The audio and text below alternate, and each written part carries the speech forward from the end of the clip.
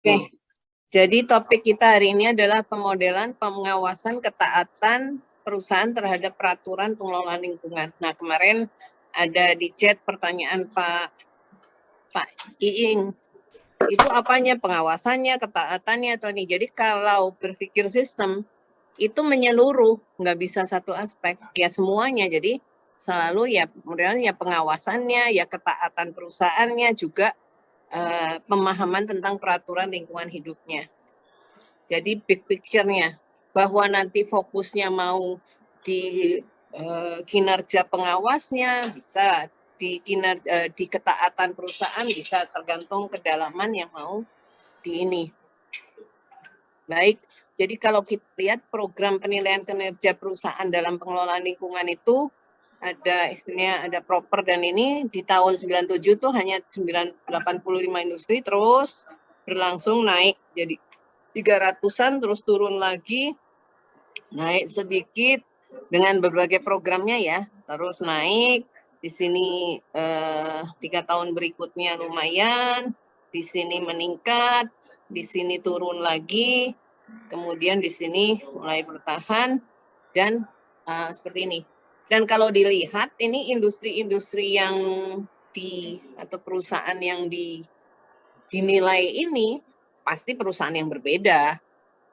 Tapi berpikir sistem itu kita berpikirnya makro, global. Dan tapi pengembangan model itu dari putusan-putusan mikro. Jadi yang diamati, yang disurvei itu mikronya, artinya perusahaannya, orang pelakunya. Kalau kita swasembada pangan ya yang ditanya petaninya. Jadi kuncinya itu di orang-orang yang pelakunya. Tapi nanti kebijakannya untuk kebijakan makro. Mungkin kalau ada pertanyaan silahkan saja di ini. Dan nanti dari model ini kita bisa melihat keberhasilan pengawasan itu kalau selalu kita kalau kondisi yang ada BAU itu artinya kalau kondisinya seperti sekarang sampai ke depan itu seperti apa, ini yang biru hijau ini. Jadi kalau sekarang di tahun ini, kalau dilanjutkan apa adanya beginilah perkembangannya. Jadi memang keberhasilannya ya hampir mirip sama yang pernah dicapai di 2015, kira-kira begitu. Kalau pesimis malah turun. Kalau optimis ya lumayan, tapi belum mencapai 100%. Itu kira-kira. Jadi keuntungan melakukan simulasi ini kita bisa melakukan analisis kebijakan atau what if analysis dengan main-main, disimulasikan.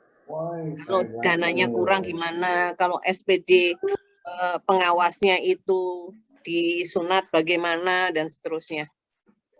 Jadi pertemuan kita ini rutin jam 2 sampai jam 4, dan ini berlangsung sudah sejak 30 Juli, gratis untuk umum. Dan kalau selain kita pertemuan rutin ini, kita juga melakukan belajar lewat diskusi dan dialog melalui 2 WAG, belajar SDST bersama saya dan dialog SDST bersama. Kalau ingin masuk, beberapa linknya sudah untuk yang ini karena masih kosong. Kalau ini sudah penuh, ini bisa saya kirim lewat WAG atau WAPI ke saya, atau juga di grup bisa rekan-rekan yang lain juga bisa membagikan karena saya share link invitation-nya lewat WAG. Dan saya belum ubah, jadi artinya masih sama dengan yang sebelumnya. Oke, hari ini adalah pemodelan pengawasan ketaatan dan terhadap peraturan pengelolaan lingkungan hidup. Mungkin bagian 1 karena saya tidak ingin buru-buru, tapi nanti pemahamannya kita nggak bisa bebas berdialog lah, intinya gitu. Betul Mbak Bonita? Jadi minggu depan yang bagian 2-nya. Dan saya tidak membagikan PPT-nya, namun nanti bisa Pak D, nanti dari Bu Bonita dikirimkan seperti yang minggu lalu, akan dibuat setiap 7-10 menit bagian. Makanya saya setiap paparan ini saya akhiri, diawali dengan judul topik, kalau sekarang lah ya pendahuluannya, dan nanti diakhiri dengan pertanyaan.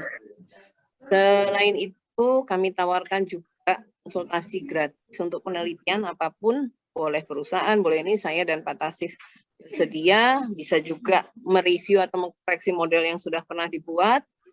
Dan topik akan saya keluar kelompok dan dibahas terbuka, artinya di pertemuan per minggu tentunya sesuai ketersediaan waktu Pak Tasrif. Yang sudah mendaftar, beberapa yang kadang masuk cuma judul saja, terus tidak jelas permasalahannya. Jadi yang kita bangun, kita modelkan itu bukan sistemnya, tapi persoalannya, karena itu yang akan kita analisis solusinya melalui model. Nah, ini monggo kalau mau difoto, orang-orang yang bisa dikontak. Dan khusus untuk kalau fansim saja bisa, ini artinya gimana sih caranya mulai dari awal sampai akhir. Tentunya kalau di pertemuan 2 jam ini akan habis waktu ya, karena kita bertanya dan ini bisa interaktif, bisa kontak rekan-rekan saya ini.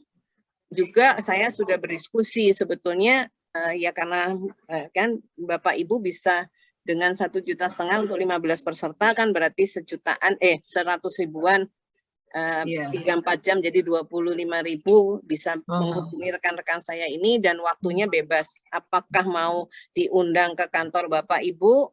Tentunya kalau di luar kota ya dengan transportnya segala macam, atau memang hanya lewat daring.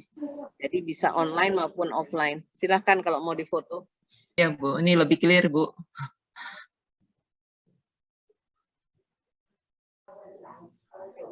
Kalau online ya saya kalau lagi ada waktu ya saya bisa ikut mendampingi, nggak perlu bayar. Maksudnya bisa ikut meng-guide. Oke. Dan saya nggak henti-hentinya menyampaikan supaya kita berbahasa Indonesia yang baik dan benar. Jadi jangan menyebut sistem dinamik, itu salah karena pengertiannya beda. Jadi dinamika sistem kalau bahasa Indonesianya, atau kalau isi ya pakai istilah sistem dynamic yang dimiringkan, karena kalau sistem dinamik itu bahasa Inggrisnya dynamical systems.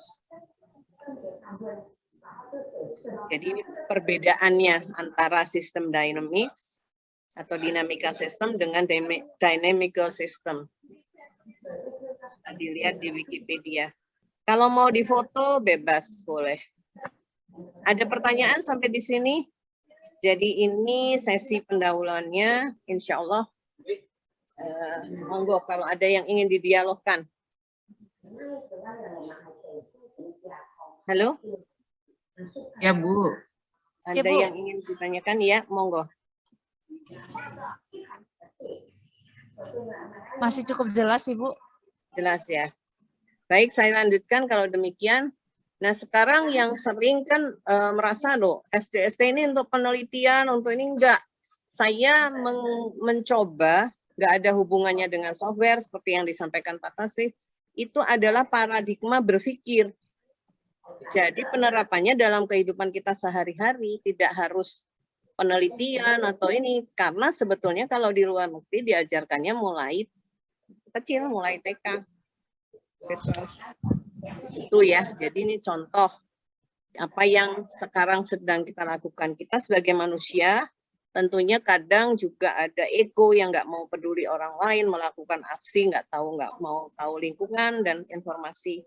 Juga termasuk kalau pemahaman nggak percaya adanya Tuhan juga bisa, ateis itu bisa. Dengan adanya Tuhan itu memberikan informasi, guidance, dan ini kalau yang beragama Islam lewat Quran dan hadis, dan doa dan aksi luar biasa yang Pak Teten kemarin sampaikan ya, berpikir sistem untuk memahami Quran dan hadis, yang juga terus ditanggapi oleh Pak Tasif. Monggo kalau belum ini bisa disimak videonya atau YouTube-nya. Antara manusia dengan manusia lain itu juga berinteraksi, ada aksi, dan tentunya ada feedback-nya, ada aksi kembali dan informasi yang didapat dengan interaksi tersebut. Kita dengan alam, kita mengambil resource, air, udara segar, pohon, buah-buahan, hasil pertanian. Kita juga memberikan aksi ke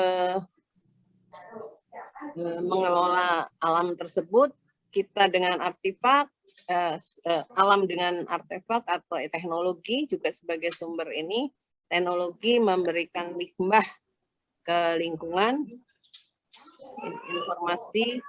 Nah, ini adalah hubungan kausalitas. Jadi bukan sekedar ini. Jadi ini menyebabkan ini interaksinya berupa apa? Contoh sekarang saya hari ini sekarang ini sedang menyampaikan ulasan tentang pemahaman berpikir sistem. Tentunya sebelum menyiapkan ini saya awali dengan doa, semoga apa yang saya sampaikan ini bermanfaat. Tentunya saya mohon Allah. Dan saya rasakan sekali banyak hal-hal yang sampai tadi beberapa menit sebelum dimulai itu biasanya materi itu saya lihat kembali, terus ada ya dapat ilham atau ide untuk oh kayaknya harus tambah ini supaya lebih mudah, mestinya ditambah ini. Dan seperti itu. Jadi saya merasa yang saya sampaikan juga ke Mbak Punita yang sering berinteraksi dengan saya banyak mengandalkan yang istilah saya invisible hand. Atau informasi yang saya dapat atau ide atau ilham yang saya dapat dari Yang Maha Kuasa. Oke?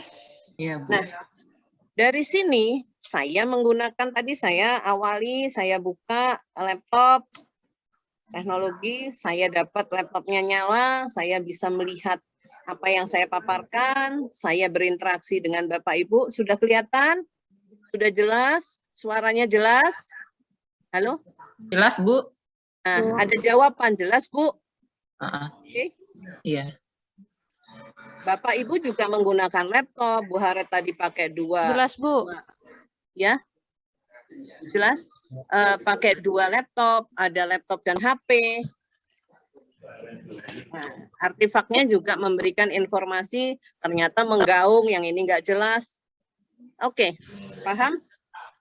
Paham, Jadi Bu. ini berpikir sistem dalam kehidupan kita. Jadi jangan menganggap ribet, susah kalau pakai sistem dynamic, susah apanya? Itu hoax. Paham? Ada pertanyaan atau ada pernyataan? Atau kok beda ya sama yang saya pahami sekarang? Oke. Jadi berpikir sistem itu adalah salah satu pendekatan yang diperlukan agar manusia dapat memandang persoalan-persoalan di dunia ini lebih menyeluruh. Nggak gampang panik, nggak gampang parno, nggak gampang hoax, nggak percaya ini. Dan dengan demikian pengambilan keputusan dan pilihan aksi yang dibuat lebih terarah pada sumber-sumber persoalan yang akan mengubah sistem tersebut secara efektif. Misalnya minyak goreng langka, langsung nggak boleh ekspor, melakukan tidak itu hanya instan keputusan ini. Karena pemikiran sederhana di otak kita, ya kalau diekspor pasti akan apa? Kalau dilarang ekspor berarti bahan baku melimpah, minyak jadi turun. Ternyata apa yang kejadian? Petaninya jadi harganya jadi turun drastis, dia lebih sengsara. Jadi dia selalu apapun putusan kita, kalau kita tidak berpikir mempertimbangkan semuanya yang tadi saya bilang putusan-putusan mikro, ya akan petani sawitnya juga jadi harganya turun dan nggak laku. Kenapa? Karena kebutuhan lokalnya, domestiknya itu masih tidak sebesar kalau ditambah dengan ekspor. Yang harusnya bukan dilarang, tapi dikelola. Artinya yang pemenuhan kebutuhannya misalnya prioritas yang dalam negeri yang boleh diekspor sekian, karena tahu kondisi. Kalau berpikir sistem berapa sih kebutuhan di dalam negeri ini, kan bisa dihitung. Sisanya kan boleh diekspor. Paham? Halo? Iya, menyimak, iya. Bu. Kalau kita mengambil putusan itu hanya berdasarkan tidak tadi secara menyeluruh, ya seperti itu. Persoalannya apa? Minyak goreng langka. Oh kalau gitu harganya mahal. Kenapa ini? Oh karena banyak ekspor gini, larang ekspor. Tapi tidak dikaji mendalam. Apa benar penyebabnya ekspor? Itu yang istilah saya dalam paparan yang sebelumnya, itu simptomnya atau real problems. Bisa jadi hanya simptom. Sama dengan saya ngeluh pusing. Bu Bonita, saya kok rasa pusing ya? Oh Bu, karena Bu Bonita tahu saya sakit, jangan-jangan liver ibu kambuh, atau jantung ibu kambuh, atau ya segala macam. Udah saya panik, minum obat segala macam. Ternyata baru saya ingat, oh iya Mbak Bonita, tadi pagi saya nggak sarapan, kemarin saya nggak makan malam. Berarti penyebab saya pusing karena kurang makan. Solusinya kan tinggal makan kan? Begitu makan, pusingnya hilang. Paham? Halo? Iya, Bu. Jadi itu namanya berpikir sistem. Jadi kalau bedanya dengan dinamika sistem atau system thinking ya yang atas, itu apa yang kita pikirkan, kita modelkan pakai bantuan software. Begitu. Sehingga bisa disimulasikan. Nah, tadi di negara lain tuh diperkenalkan sedini, yaitu dengan melihat menyeluruh atau big picture. Jadi secara sering dijumpai dalam penelitian analisis hanya berdasarkan model mental atau linear thinking. Kalau saya bilang, oh, kenapa Mbak nggak ini? Oh, itu di luar lingkup penelitian saya. Nggak bisa di luar kalau dia memang mempengaruhi. Contoh, kita mau mengoptimisasi satu aset, pesantren yang saya contohkan, tapi terus kita tidak mau memikirkan depresiasi dari aset tersebut. Enggak, karena itu di luar lingkup, dianggap enggak terjadi depresiasi, yang enggak mungkin, karena di dalam dunia ini enggak ada yang abadi, semua itu ada rusaknya, bisa jadi umurnya memang panjang sekali, 50 tahun, bisa 30 tahun, atau bisa juga HP belum rusak, tapi teknologinya sudah ganti. Yang HP segede batu bata dulu kan susah kalau mau pakai, nggak bisa, ya sudah nggak mungkin lah digunakan. Kalau rusak spare partnya sudah nggak ada. Jadi yang berpikir sistem tadi menggunakan model mental kita. Jadi kita tuh juga sudah terbiasa, nggak cuma linear. Waktu mengemudi, kebayang mengemudi apapun, mau motor ataupun kendaraan ya. Tujuan jangka panjangnya, goalnya adalah misalnya mau ke kantor atau mau ke supermarket, itu tujuannya. Tujuan jangka pendeknya selama perjalanan menuju ke sana kan nggak nabrak maupun ditabrak. Paham? Ya. Jadi itu goalnya. Nah, setiap saat mata kita mengamati antara tujuan tadi dengan posisi saat ini kan. Misalnya, ini di depan sebelah kiri itu adalah supermarket yang mau kita sampai, ya pasti mata memberi instruksi, itu udah deket loh ya tujuannya, ya jalannya dipelanin kan, nggak terus ngebut ciut gitu kan, nggak. Sehingga informasi tadi dikirim, gap tadi dikirim ke otak, sehingga otak memerintahkan tangan untuk menggerakkan kemudi. Oh, karena dia sebelah kiri jalan, ya saya melipir ke kiri atau lurus atau ini, dan kaki menginjak gas atau rem. Ini semua kan prosesnya dinamis ya. Karena kendaraan kita nggak autopilot. Kalaupun itu autopilot itu juga menjadi tujuannya kan di set kemana, kemudian nanti dia melihat gap-gap itu kan yang dijadikan instruksi selanjutnya yang diotomatisasikan. Jadi proses feedback ini berlangsung secara dinamis sehingga mencapai tujuan. Nah, ada climate, ada condition. Kalau kita ingat dalam membuat model, ada tadi gap, diawali dengan ada condition, ada climate. Condition itu adalah kondisi kita, misalnya lagi galau, nyupir pasti gerusa-gerusu, nggak fokus. Itu kitanya, atau kurang tidur. Ya sudah, mungkin ya karena kondisinya kurang tidur, karena mau ini terpaksa harus minum kopi. Kalau supir-supir bus itu kan gitu. Itu conditionnya. Tapi ada climate, misalnya saya bawa penumpang, contoh waktu almarhum ayah saya, kan beliau adalah serosis ya, jadi perutnya sudah bengkak. Nah itu dengan kalau ada polisi tidur sedikit aja udah teriak-teriak, sakitan. Artinya saya ada climate yang harus saya pertimbangkan, penumpang lain yang saya nggak boleh, walaupun jalannya kosong, saya ngebut atau saya mengendara dengan tanpa direm. Nah, hal-hal yang seperti itu. Jadi faktanya kita mampu berpikir sistem jika mau. Jadi SD itu susah, bohong. Hanya opini. Jadi faktanya itu mudah kalau mau. Oke. Ada pertanyaan sampai di sini? Nah, ini part berikutnya 7 atau 10 menit yang saya sajikan tentang penerapan berpikir sistem dalam kehidupan kita sehari-hari. Monggo, saya buka dialog kalau ada yang mau bertanya atau berkomentar.